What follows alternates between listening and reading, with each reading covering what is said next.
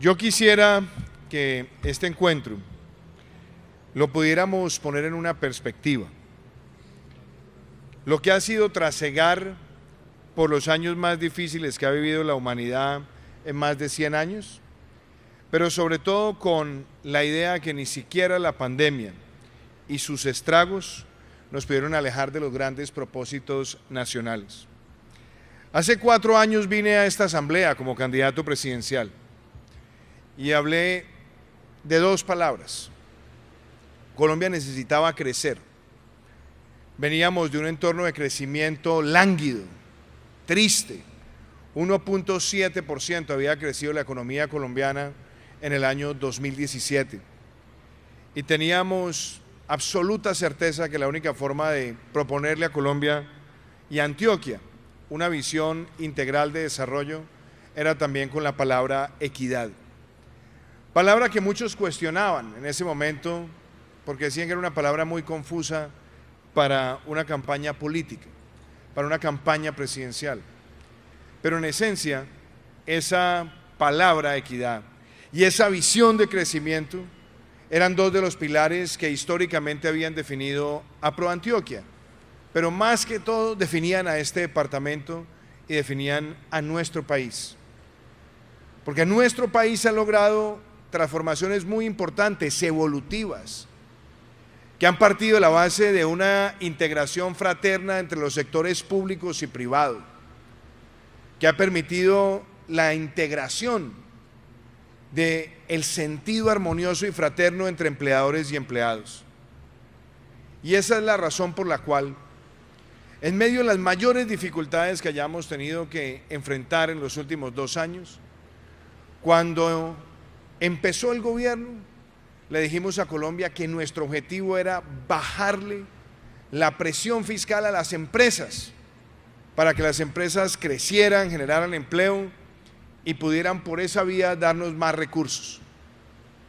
Logramos en la primera reforma fiscal adelantada por nuestro gobierno, la primera, que se pudiera descontar el 100% del IVA sobre los bienes de capital, que se descontara el 50% del ICA sobre el impuesto de renta, la eliminación de la renta presuntiva, la creación de un régimen simple, el incentivo a los nuevos emprendedores que no tendrían que pagar el impuesto de renta los primeros años, siempre y cuando desarrollaran un mínimo de inversión y generaran un mínimo de empleos.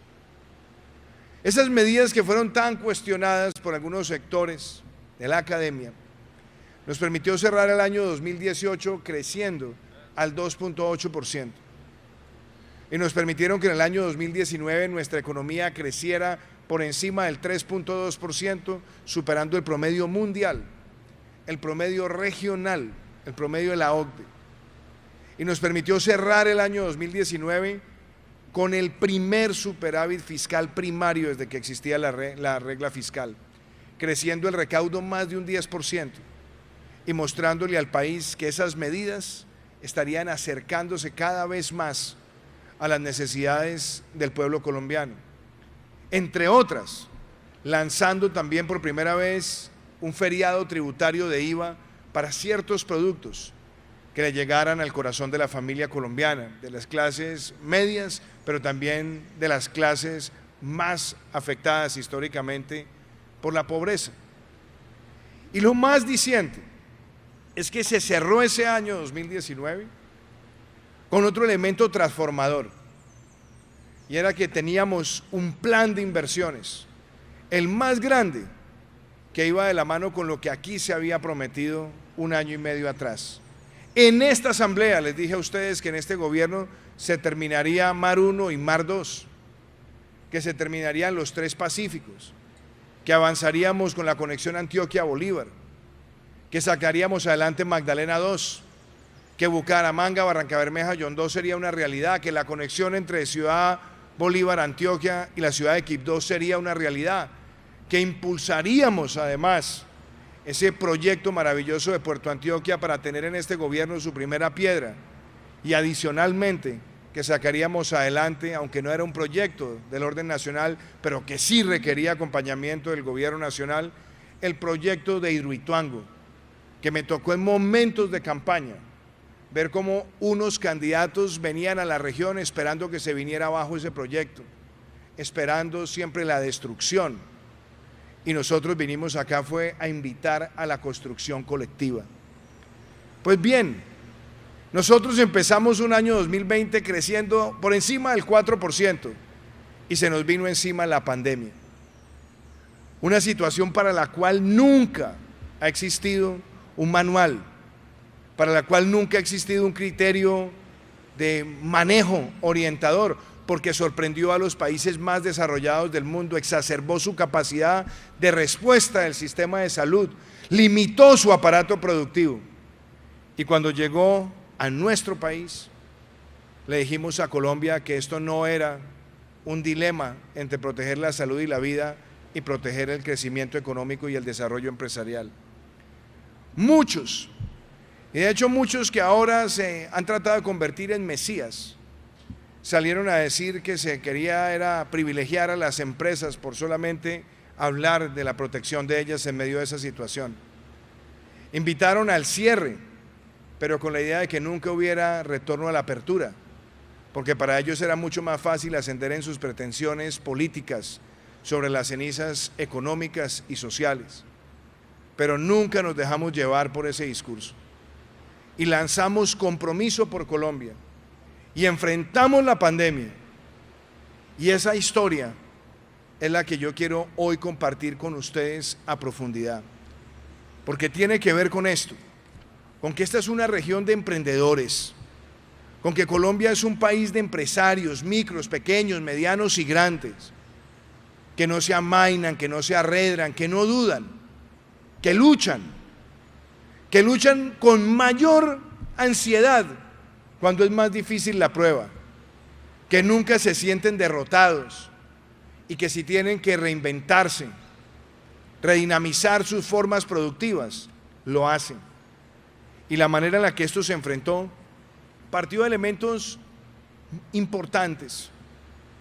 Llegaremos a agosto de este año con más de 4.500 trámites eliminados, simplificados o digitalizados bajo el concepto de Estado Simple Colombia Ágil.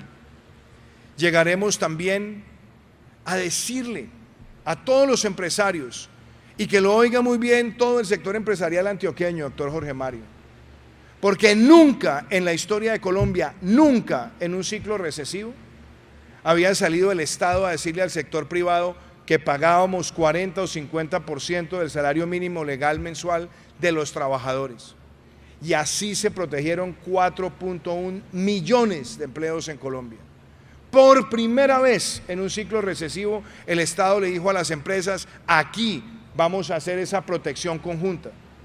Por primera vez se entregaron líneas de crédito con garantías del 90% sobre cada 100 pesos que se pedían prestados.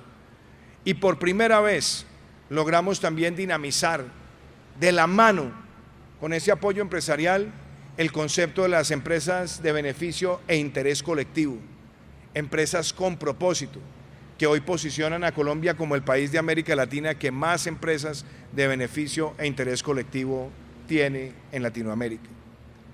Y le dijimos a la región lo de los proyectos, de la mano con los concesionarios. Y quizás la forma más interesante de verlo es con estas imágenes. Los proyectos que ya hemos entregado con los concesionarios en Antioquia. No es hablar de renders, es hablar de realidades. Y la realidad más diciente es que en este gobierno, Antioquia verá materializada e inaugurado la mayor cantidad de kilómetros que haya entregado gobierno alguno.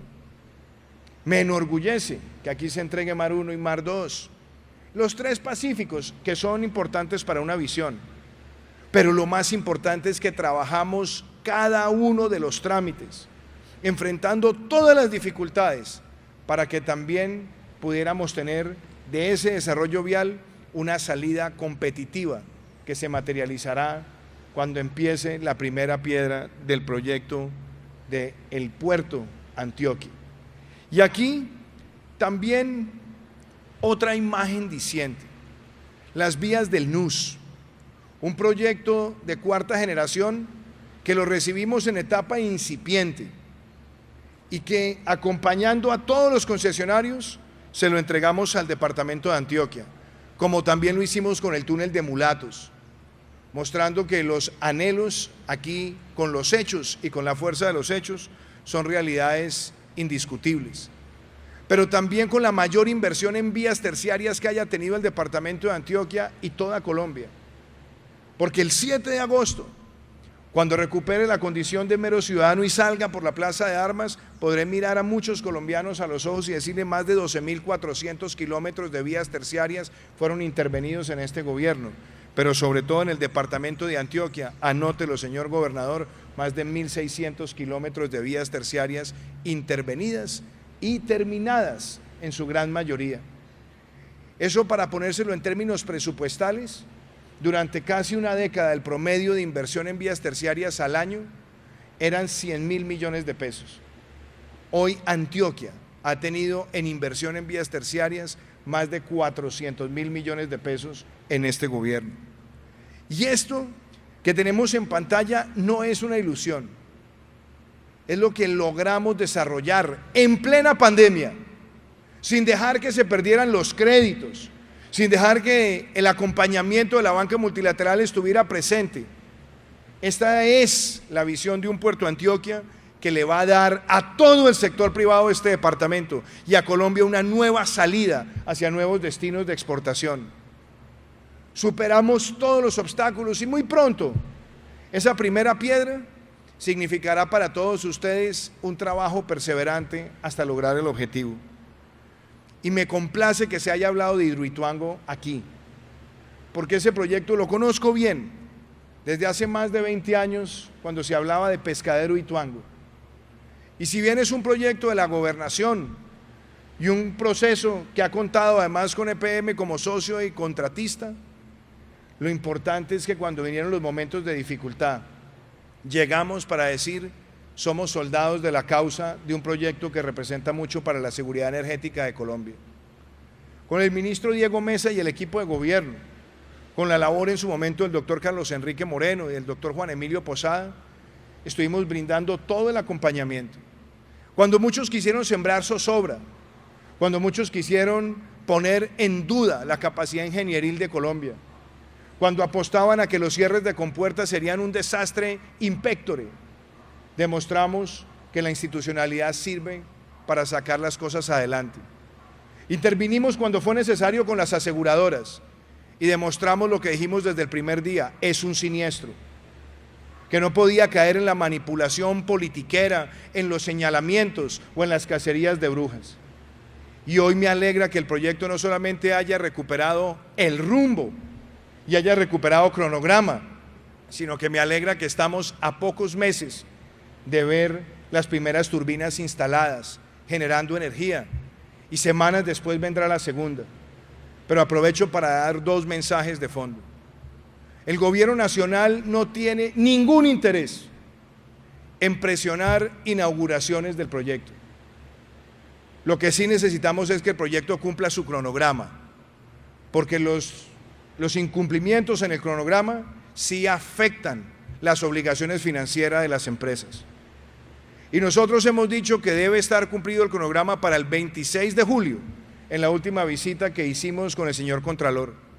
Que se puedan presentar unas demoras, ojalá no, pero no es con ningún ánimo distinto a que no se apliquen las multas, sino que además se puedan desarrollar como debe ser el inicio de un proyecto frente al cual Colombia tiene grandes expectativas. Pero voy a decir también lo siguiente: es cierto que las obligaciones contractuales hoy hacen referencia a los contratistas actuales para culminar la primera etapa, es decir, las 2 turbinas. Y sobre esa base ahora se especula de traer nuevos contratistas. Es cierto que legalmente el derecho existe, es cierto que no hay obstáculo, pero simplemente le dejo esta reflexión a ProAntioquia. Ojalá esos cambios de contratistas no sean para justificar pleitos, peleas, discrepancias, porque si es así, lo que se va a poner en juego van a ser demoras frente a las siguientes 6 turbinas que deben ser instaladas. Ojalá siga primando la sensatez y siga el sector privado siendo una voz fiel y clara, y también la gobernación, doctor Aníbal, porque la gobernación frente a esos temas no puede ser espectador, tiene que ser absolutamente determinada en que las alteraciones después en los ciclos contractuales no signifique que las siguientes 6 turbinas se convertirán en una ilusión. El gobierno nacional no toma partido allí porque será una decisión contractual, pero lo que sí puedo decir a título personal es que yo he visto a los trabajadores, a los ingenieros darlo todo por ese proyecto, y sería muy triste que quienes pongan en marcha semejante proyecto después terminen esperando a que lleguen nuevos a llegar a aprender. Ese proyecto se requiere para Colombia. Me comprometí con este departamento en que tendríamos las mayores exportaciones agrícolas en la historia de Colombia, y lo logramos, abriéndole también a los productores de este departamento el aguacate Hass, el limón Tahití, o acompañando también al sector bananero a abrir el mercado chino y a ampliar sus exportaciones hacia Corea del Sur. Avanzamos en la agricultura por contrato, lanzada en esta ciudad, cosecha y venda a la fija, donde estaremos próximos a llegar a 300.000 productores que no venden con intermediarios, y ya estamos viendo cómo en Antioquia más de 26.000 de esos productores están recibiendo ese beneficio. Trajimos a Antioquia al centro de la cuarta revolución industrial con el Foro Económico Mundial, y hoy podemos decir que en Antioquia más de 100.000 familias han contado por primera vez con conexión a Internet de alta velocidad, y lo han hecho a través de Internet móvil y lo han hecho a través de Internet fijo. Y hemos visto también cómo esa idea de llegar al 70% de cobertura de Internet de alta velocidad en el departamento de Antioquia se cumplirá en más de un 90% para el mes de agosto. Hablamos de la transición energética y las empresas del departamento han participado en ellas. Doctor Jorge Mario, no vayamos muy lejos. 28 incipientes megavatios de energías renovables no convencionales tenía Colombia hace 4 años. Vamos a dejar 2.800 en el mes de diciembre de este año y 4.500 en desarrollo de autogeneración. Hoy somos líderes de esa transición. Y en el concepto de equidad, queridos amigos, hoy podemos decirle a Colombia 11 millones de hogares que reciben transferencias económicas, 11 millones de hogares que reciben familias en acción, jóvenes en acción quintuplicados, ingreso solidario, devolución del IVA y la ampliación del programa del adulto mayor. Hoy más de 40 millones de colombianos, 11 millones de hogares están recibiendo estas ayudas económicas. Y se ha logrado también con las mayores ventas de viviendas registradas por Colombia. Más de 250.000 subsidios de vivienda han sido entregados. 62% han sido personas con ingresos inferiores a 2 salarios mínimos, y el 40% jóvenes entre 18 y 28 años de edad. Y también, por primera vez, en un periodo tan corto, cerca de 3 millones de hogares habrán recibido por primera vez el acceso al agua potable. Y dejamos que los jóvenes que llegan hoy a la educación superior pública en Colombia, de estratos 1, 2 y 3, lo están haciendo gratuitamente, sin tener que pagar matrícula, y muy pronto homogenizándose, que esos casi 700.000 también estarán recibiendo, ministra María Victoria, el beneficio de Jóvenes en Acción. Doctor Manuel Santiago, usted que ha sido un enamorado de la universidad pública y que le ha aportado tanto a ella, y que ha estado sentado en los consejos directivos de la universidad donde fue egresado mi padre, hoy usted sabe que esos estudiantes ya no pagan matrícula y muchos tendrán Jóvenes en Acción, lo que permitirá que muchas iniciativas privadas como las que usted ha liderado sean para seguir fortaleciendo el acceso, la infraestructura y también la formación digital. Y algo que en lo cual me siento orgulloso, que también lo hicimos aquí en Antioquia, doctor Jorge Mario, para que lo anote Pro Antioquia. Aquí les dijimos punto final. Hace 3 días les contaba que 6.1 billones de pesos se han pagado al sistema de salud de deudas históricas, y llegaremos a 7.3 billones de pesos en el mes de agosto, saneando deudas que siempre se habían acumulado, pero dejándole a Colombia algo muy importante: más que el doble de las unidades de cuidado intensivo, dejando por primera vez el pago de los residentes, un esquema de telemedicina que hoy tiene más de 10 millones de consultas y algo que hoy podemos celebrar, ya Colombia está muy próxima a llegar a 80 millones de dosis de COVID administradas, más del 83% de Colombia con una dosis, a días de llegar al 70% y cerca de 10 millones de colombianos con dosis de refuerzo. Esa es la demostración que la vacunación masiva fue de la mano también con la reactivación segura y con una política ambiental de carbono neutralidad que hoy nos pone a nosotros sobre hechos reales a tener una de las matrices energéticas más limpias de América Latina y algo que será este año el hito de la política ambiental en Colombia, 30% del territorio nacional declarado área protegida, algo que también prometimos hace 4 años en este encuentro. Y miren esto, doctor Jorge Mario, nunca olvidaré que en una visita aquí a ProAntioquia, algún empresario acucioso, obviamente con la intención de quizás hacer un comentario positivamente retador, nos decía, es imposible que en Colombia se crezca el mercado de los carros eléctricos con lo que ustedes han diseñado de política pública. Aquí le queremos no solamente mostrar a todos ustedes, sino a aquellos que en su momento tenían dudas razonables, que hoy Colombia es el mayor mercado de carros eléctricos en América Latina y el Caribe, que logramos con la ley de movilidad eléctrica mostrar que nuestro mercado no se rezagó ni siquiera en la pandemia y que además de eso hemos hecho una apuesta incansable por los transportes limpios y aquí en la ciudad de Medellín logramos sacar adelante todo el proceso Confis y Compes para tener el metro de la 80, un proyecto que lo conversé innumerables veces con el alcalde Federico Gutiérrez y que representa para este departamento una necesidad y que será además una herramienta para que Medellín capture más emisiones de dióxido de carbono y siga integrando su transporte público para el futuro.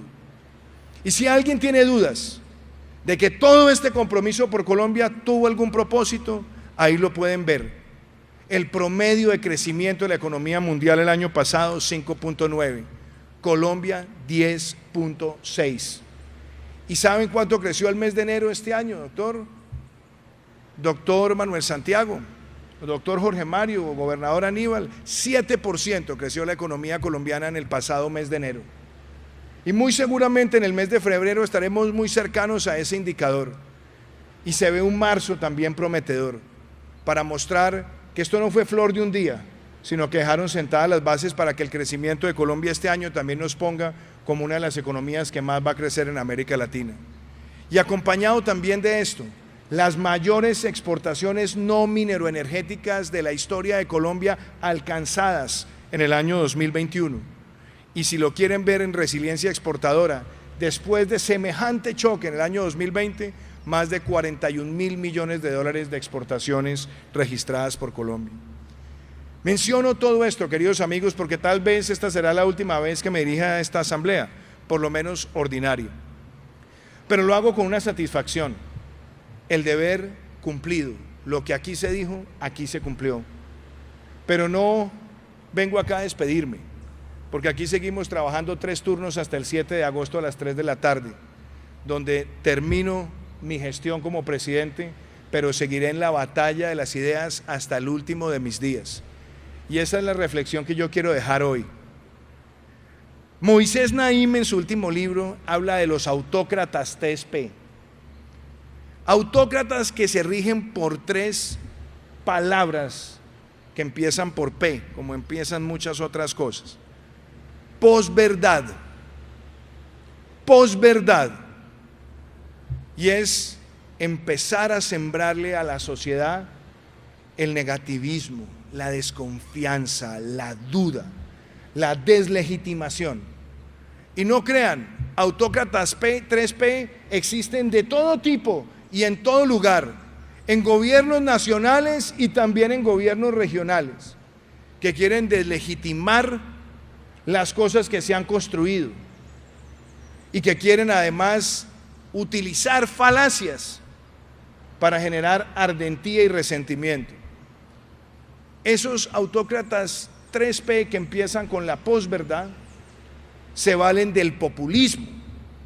Y eso significa empezar a decirle a la gente que el empresario hay que llamarlo rico despiadado y al trabajador su víctima. No. Esa idea en Colombia no ha pertrechado, y menos en Antioquia, porque aquí ha existido siempre fraternidad entre empleadores y empleados. Siempre ha existido en Colombia esa relación que además se ve expresada en una mesa tripartita donde se concerta el salario mínimo, y en este gobierno se logró el mayor aumento real en más de 50 años. Pero esos autócratas 3P que utilizan el populismo son los que se atreven a decirle a la gente que le van a quitar el ahorro de toda una vida en un fondo de pensión para volverlo plata de rapiña para poder cabalgar en aspiraciones y en repartijas.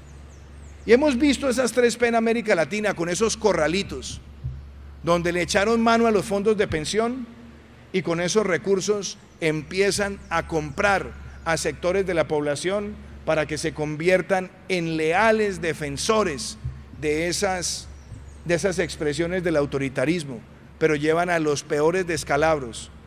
Y el que quiera saber si eso ha ocurrido o no, que mire dónde han ocurrido los corralitos y cuál es el desempeño que tienen hoy. Y buscan la polarización, enemistar, fracturar. Buscan siempre el tono altisonante. Pero lo más curioso es que muchos de esos autócratas 3P nacen, crecen, se alimentan de la violencia y después se vuelven en los grandes predicadores de la paz y del humanismo. Esos autócratas 3P son los que buscan generar mafias y construir su gobernabilidad con acuerdos de camarilla y repartijas burocráticas o repartijas de dineros públicos.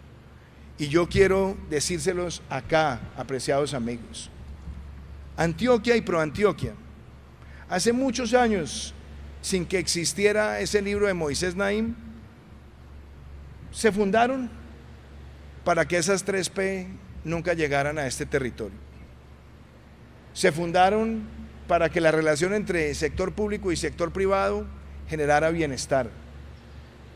Se fundaron para que nunca compitieran y entendieran que las cosas evolucionan. Y por eso Antioquia es como es, pero también por eso Colombia es como es. Aquí no puede haber nunca sentimientos de duda frente a derrotar esos autócratas 3P. Nunca puede haber sentimientos de duda sobre qué va a ocurrir, porque en Colombia lo que siempre ha ocurrido es que han sido derrotados por la fuerza de las ideas, por la contundencia de los hechos y por la grandeza de su gente. Y eso es lo que hoy debe estar en el corazón y en el sentimiento real de todos los colombianos. Hay muchas personas que creemos en la paz sin impunidad y que tenemos la legitimidad de defenderlos porque nunca hemos empuñado un arma, nunca hemos tratado de justificar crímenes sobre la palabra revolución y mucho menos nos hemos atrevido a incendiar la institucionalidad que administra justicia. Esa legitimidad es la que nos permite hoy decirlo, y se lo digo a Proantioquia. Esto que ustedes han logrado en medio de una pandemia y que hemos logrado como país no ha sido fortuito, ni ha sido con individualismos, ni con ecosistemas. Ha sido con el trabajo de todos. Y si ya superamos los estragos de la pandemia, hoy tenemos que derrotar con más fuerza ese autoritarismo 3P. Muchísimas gracias.